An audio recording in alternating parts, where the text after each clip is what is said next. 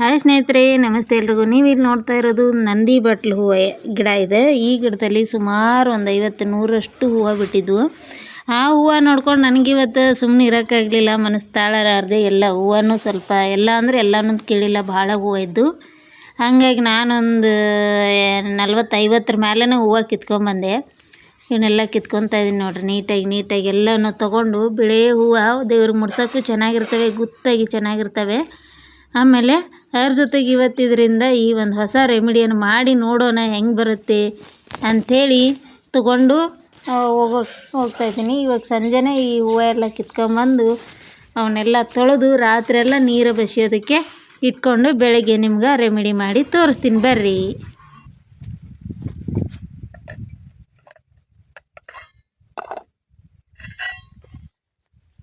ನೋಡ್ರಿ, ಇಲ್ಲಿ ನಿನ್ನೆ ನಂದಿ ಬಟ್ಲ ಕಿತ್ಕೊಂಬಂದಿದ್ನೆಲ್ಲ ಅವನ್ನೆಲ್ಲ ಮನೆಗೆ ತಂದಮೇಲೆ ನಾನು ಕ್ಲೀನಾಗಿ ತೊಳೆದು ಈ ಥರ ತೂತಿನ ಸಾನ್ಗೆಯೊಳಗೆ ಹಾಕಿಟ್ಟಿದ್ದೆ. ರಾತ್ರಿ ಎಲ್ಲ ಕ್ಲೀನಾಗಿ ನೀರು ಬಸ್ಕೊಳ್ಳಿ ಅಂತೇಳಿ. ಇವಾಗೆಲ್ಲ ನೀರು ಬಸಿದಿದ್ದಾವೆ. ಬಸಿದ್ಮೇಲೆ ಅದ್ರ ಹಿಂದಿರೋ ತೊಟ್ಟನ್ನು ತೆಗೆದು ಹಿಂಗೆ ನೋಡಿ, ಇದಿಷ್ಟು ಅದರ ತೊಟ್ಟು ಎಲ್ಲ ತೊಟ್ಟನ್ನು ತೆಗ್ದಿದ್ದೀನಿ. ತೆಗೆದುಬಿಟ್ಟು ಹೂವು ಮಾತ್ರ ನಾನಿಲ್ಲಿ ರುಬ್ಬುತ್ತಾ ಇಲ್ಲ. ರುಬ್ಬಕ್ಕೆ ಇಲ್ಲಿ ಕಲ್ಲಿಂದ ಅನುಕೂಲ ಇಲ್ಲ, ಹಾಗಾಗಿ ಮಿಕ್ಸಿಗೆ ಹಾಕ್ಕೊಳತ್ತೀನಿ. ಭಾಳಷ್ಟು ಹೂವು ಸಿಕ್ಕಿದ್ದು, ಹಾಗಾಗಿ ಅಷ್ಟೂ ಕೂಡ ಮಾಡ್ಕೊಳತ್ತೀನಿ. ನಾನಿಲ್ಲಿ ನೀರು ಬಸಿದ್ಮೇಲೆ ಕ್ಲೀನಾಗಿ ಅದ್ರ ಹಿಂದಿನ ತೊಟ್ಟೆಲ್ಲ ತೆಗೆದು ಹಿಂಗೆ ಹೂವಿನ ದಳ ಮಾತ್ರ ತೊಗೊಂಡಿದ್ದೀನಿ. ಇವಾಗ ಇದನ್ನು ಮಿಕ್ಸಿ ಮಾಡ್ಕೊತೀನಿ. ಅದು ಹಂಗೆ ಹೂವು ಹಾಕಿದ್ರೆ ಸಣ್ಣ ಆಗ್ತಿಲ್ಲ, ಹಾಗಾಗಿ ಸ್ವಲ್ಪ ನೀರು ಸೇರಿಸ್ಕೊಂಡು ಮಿಕ್ಸಿ ಮಾಡ್ಕೊಳತ್ತೀನಿ. ನೋಡಿದ್ರಲ್ವ, ನೋಡ್ರಿ ಸ್ವಲ್ಪ ನೀರು ಹಾಕಿದ್ಮೇಲೆ ಈ ಥರ ನುಣ್ಣಗೆ ಪೇಸ್ಟ್ ಮಾಡ್ಕೊಂಡು ರೆಡಿ ಮಾಡ್ಕೊಂಡೀನಿ. ನೀವು ಇದನ್ನು ಕಲ್ಲಾಗೂ ರುಬ್ಬೋದು, ಬಟ್ ನನಗಿಲ್ಲಿ ರುಬ್ಬಕ್ಕೆ ಕಲ್ಲಿಂದ ಅನುಕೂಲ ಇಲ್ಲ, ಹಂಗಾಗಿ ಹೊರಗೆಲ್ಲ ಸಿಮೆಂಟ್ ಐತಿ. ಆಮೇಲೆ ಇಂಥ ಕಲ್ಲುಗಳ ಮೇಲೆ ಸರಿಯಾಗಿ ನುಣ್ಣಗಾಗೋದಿಲ್ಲ ಅಂಥೇಳಿ ಮಿಕ್ಸಿಗೆ ಹಾಕ್ಕೊಂಡಿದ್ದೀನಿ. ಇವಾಗ ನೋಡ್ರಿ, ಕಾಟನ್ ಬಟ್ಟೆ, ಇದು ಪಂಚೆ ಬಟ್ಟೆ ತೆಳ್ಳಗಿರೋದು. ಈ ಪಂಚೆ ಬಟ್ಟೆ ತೊಗೊಂಡಿದ್ದೀನಿ ನಾನಿಲ್ಲಿ, ಒಂದು 2 ತುಂಡು ಮಾಡಿ ತೊಗೊಂಡಿದ್ದೀನಿ. ಇವಾಗ ಇದಕ್ಕೆ ಈ ನಾವೇನು ಪೇಸ್ಟ್ ಮಾಡಿವಲ್ಲ ಇದಕ್ಕೆ ಚೆನ್ನಾಗಿ ಮೆತ್ಕೊಳತ್ತೀನಿ. ಇಲ್ಲಿ ಮೆತ್ಕೊಂಡು ತೋರಿಸ್ತೀನಿ ನೋಡ್ರಿಲ್ಲ. ಪೇಸ್ಟೆಲ್ಲ ಹಿಂಗೆ ಕಾಟನ್ ಬಟ್ಟೆ ಒಳಗೆ ಹಾಕಿ ಇದನ್ನು ಫುಲ್ಲ ಬಟ್ಟೆ ಎಲ್ಲ ಅದ್ರೊಳಗೆ ನೆನೆಯುವಂಗೆ ನಾನು ಮಿಕ್ಸ್ ಮಾಡತ್ತೀನಿ ನೋಡಿರಿ.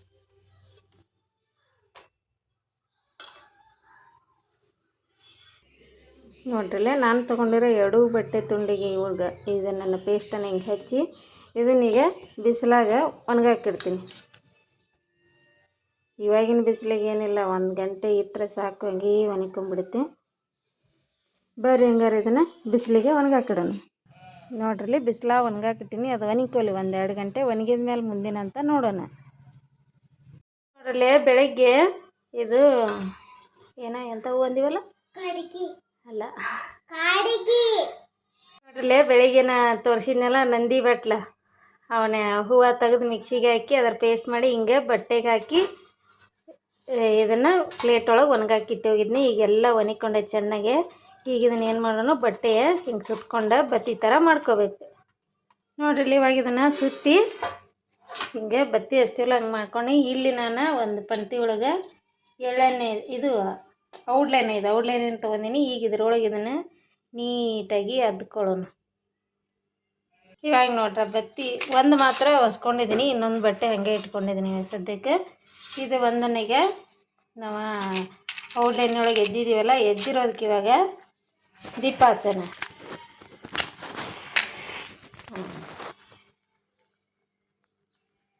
ಸ್ವಲ್ಪ ನಿಧಾನ, ಇದು ಔಡ್ಲೆಣ್ಣೆ ಎಲ್ಲ ಮಂದ ಇರುತ್ತೆ, ಹಾಗಾಗಿ ಸ್ವಲ್ಪ ನಿಧಾನಕ್ಕೆ ಆಗೋದಿದೆ.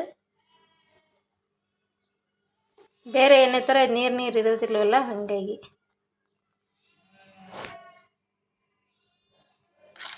ಇವಾಗ ಹಚ್ಚಿದ್ವಲ್ಲ, ಹಚ್ಚಿದ ಮೇಲೆ ನಾನಿಲ್ಲಿ ನೋಡಿರಿ ಒಂದು ಕುಡಿಕೆ ಒಳಗೆ ಏನಿಲ್ಲ ನೀರು ಹಾಕಿಟ್ಕೊಂಡು ಅದರ ತಳಕಿದ್ದೀನಿ. ಇವಾಗ ಹಚ್ಚಿಡ್ತಾಯಿದ್ದೀನಿ.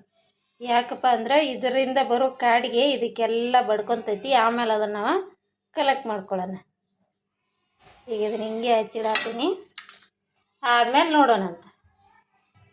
ನೋಡ್ರಿಲ್ಲ, ಅದು ಸುಡ್ತಾ ಅದಕ್ಕೆಲ್ಲ ಮಸಿ ಬೆಳೆಯಾಕೈತಿ. ಇದು ಹೊಸ ಕುಡ್ಕಿನೇ, ಇದು ಏನಕ್ಕೂ ಬೆಳೆಸಿರಲಿಲ್ಲ, ತಂದು ತೊಳೆದು ಹಾಗೆ ಇಟ್ಟಿದ್ದು, ಹಂಗಾಗಿ ಹೊಸ ಕುಡ್ಕಿನೇ ಇಟ್ಟಿದ್ದೀನಿ.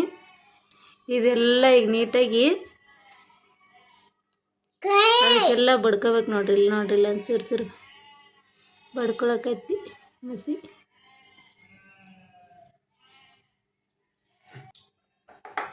ನೋಡ್ರಿ ಇಲ್ಲಿ ಇವಾಗ ಇಟ್ಟಿದ್ದೀವಲ್ಲ ಹಿಂಗೆ ಮೇಲೆಲ್ಲ ಬರಕತ್ತಿ ಇವಾಗಿದೆ ಪೂರ್ತಿ ಖಾಲಿ ಆದ್ಮೇಲೆ ನಿಮ್ಗೆ ತೋರಿಸ್ತೇನೆ ಅಂತಿ. ಪೂರ್ತಿ ಖಾಲಿ ಆಗುತ್ತಾನೆ ಹಂಗೆ ನಿಧಾನಕ್ಕದ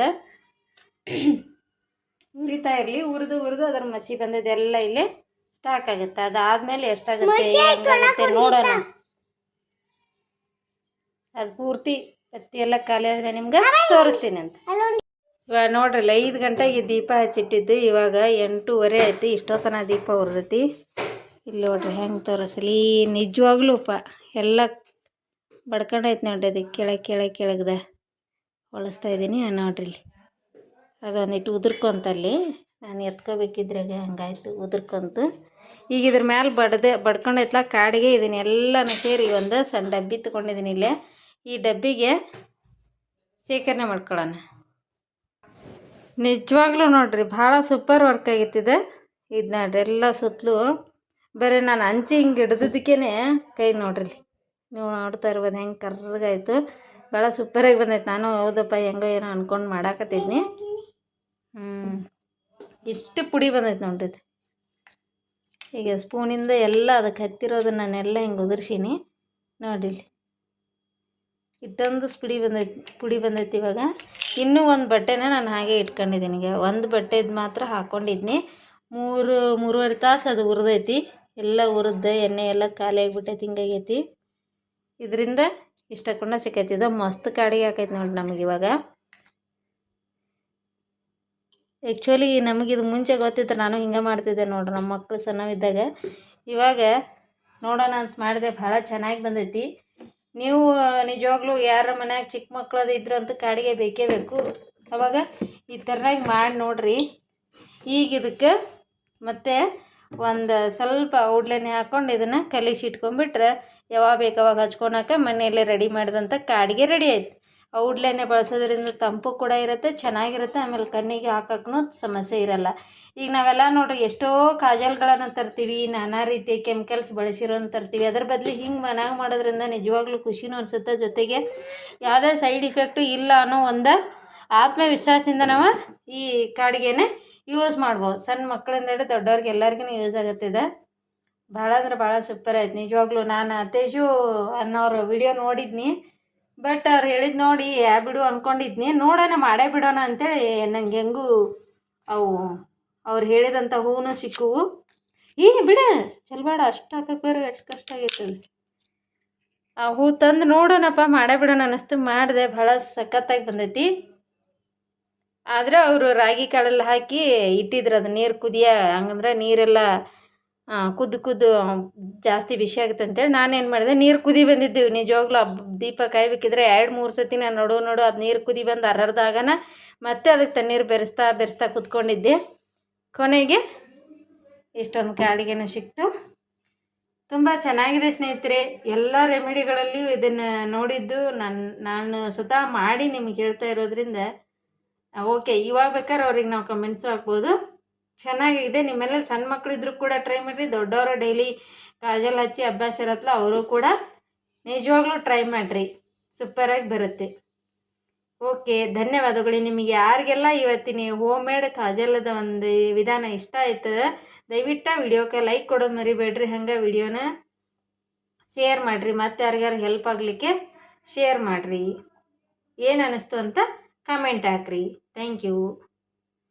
ಇದು ಮಾತ್ರ ಭಾಳ ಸ್ಟ್ರಾಂಗ್ ಐತೆ ನೋಡ್ರಿ. ಈಗಿನ ಎಣ್ಣೆನೇ ಹಾಕಿಲ್ಲ ಇದಕ್ಕೆ. ಆದರೂ ಅದ್ರ ಮೇಲೆ ಹತ್ತಿದ್ದು ಹಿಡ್ದೇನೆ ಹಿಂಗೆ ಅಂದರೆ ಸಾಕು ನೋಡ್ರಿ ಎಷ್ಟು ಸಖತ್ತಾಗೈತಿ. Thank you. ಹೌದಿಲ್ಲ ಚೆನ್ನಾಗೈತ್ಲ ಕಾಡಿಗೆ ಹೇಳಿ ಅವ್ರಿಗೆ ನಮ್ಮಂಥ ಹುಡುಗರಿದ್ರೆ ಮಾಡ್ರಿ ಅಂತೇಳಿ. ಈಗ ಮಾತಾಡೋಂಗಿಲ್ಲ.